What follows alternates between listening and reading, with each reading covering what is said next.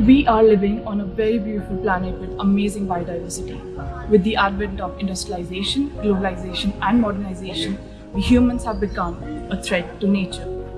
We, the travelers, can feel nature's cry loud and clear. Since the last couple of decades, the situation is alarming. The climate is changing rapidly. Forests are burning, the glaciers are melting, the species are getting extinct, the rivers are drying, the sea level is rising. It's not far when human species face the problem of their own extinction. We need not be scientists or biologists to understand this concern. Loss of biodiversity is the biggest problem. Let's not close our eyes to this problem and accept the fact that we are struggling with balancing nature.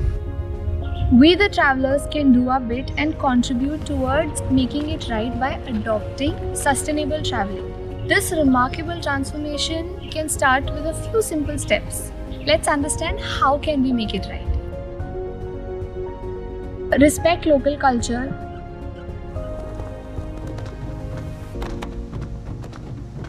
Hike it, track it, or cycle it up to explore nearby places. Say no to bonfire. Do not pollute water bodies.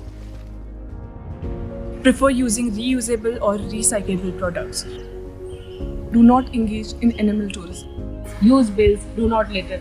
Prefer using ecologies or hostels. Say no to plastic. The list is long and time is short, but to simplify it, healthy biodiversity is equivalent to stability of nature, and we have to regain our planet's balance.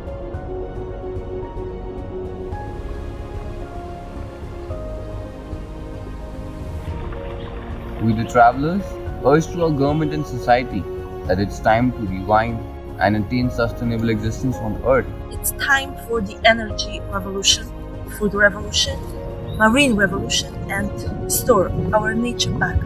Let's make the earth wild again.